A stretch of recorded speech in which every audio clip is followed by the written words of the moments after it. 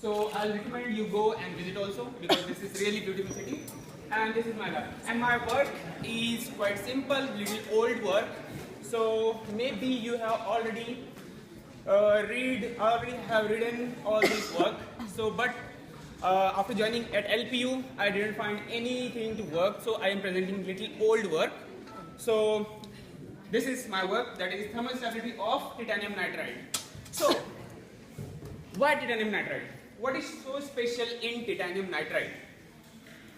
Because first thing is that it's not working. Next slide. First things that not work. So first thing, yes, my background is. Thank you. My background is related to carbon nanotubes and graphene, and our collaborator, they wanted to build one field emission device related to carbon nanotubes.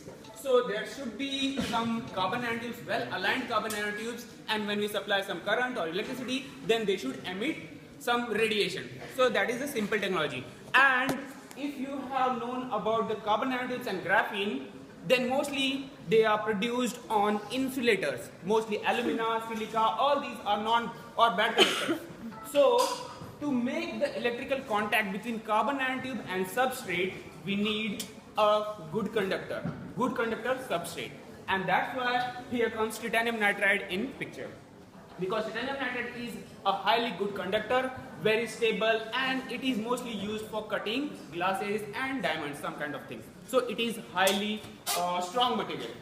That means that can be used. So we try to think that titanium nitride as a substrate, so that we can supply current to the carbon nanotubes and we can make a device simply.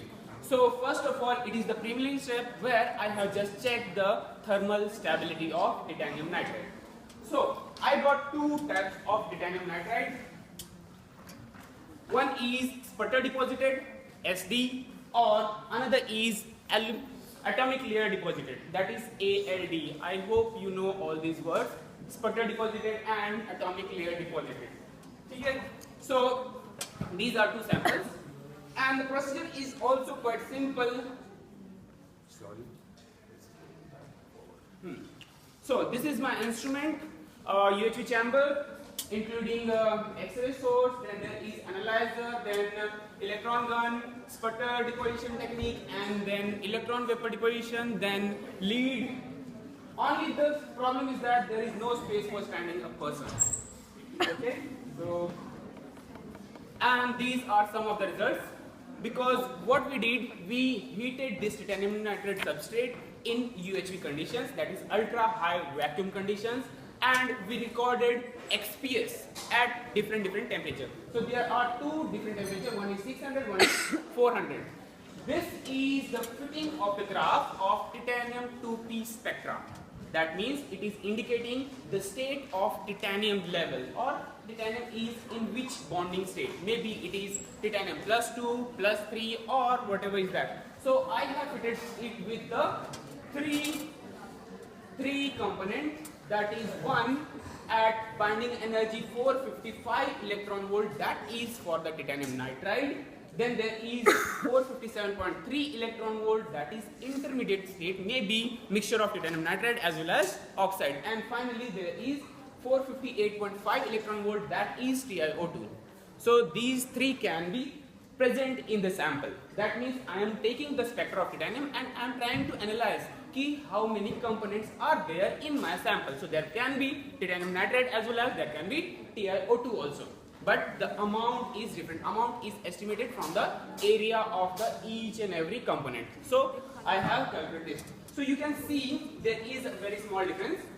The titanium nitride, initially it is very low, but after heating it is coming out. Similarly here it is low and it is coming out. TiO2, the last component, is little higher, but it goes on decreasing after heating, after annealing. That means it is clear that when we anneal the sample, it is cleaning, because the maybe adsorbed oxygen, maybe TiO2 is again converted back into titanium nitride, only just by heating. So we are trying to make it little clear, making the surface should be little clear out of TiO2, only titanium nitride should be present there. So This is again the nitrogen 1s spectra, and again the different binding energies, they are showing different component. And here also you can see that nitrogen bonded into titanium nitride is increasing. I'll show the intensity later on, but it is increasing with terms to the temperature as it is heated up.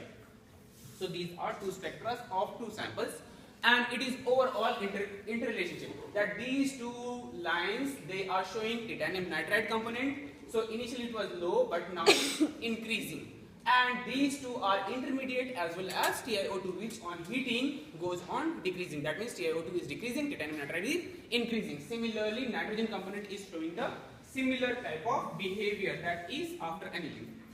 Now, what happened to the surface? Because the growth of carbon nanotube is a surface phenomena and we need a very perfect surface. So we checked with the SEM images. So this is sputter deposit sample, and before annealing it was something like that, and after annealing it shows this type of structure. That means there is cleaning of the surface, but also there is formation of cracks.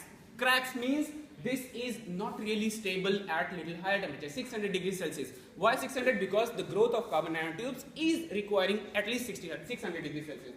So this is one thing. Another sample, that is atomic layer deposited sample, it was little better because it was showing no cracks, nothing, but only the cleaning of the surface. So this is same image. Then simply on titanium nitride we need iron catalyst for carbon nanotube growth. So we deposit iron catalyst, and you can see the intensity of titanium after deposition of iron. It is decreasing this much. And when again we annealed it, then it comes out. Why? Because maybe whatever iron we are depositing after annealing, it is going inside, diffusion or something else is happening. So that's why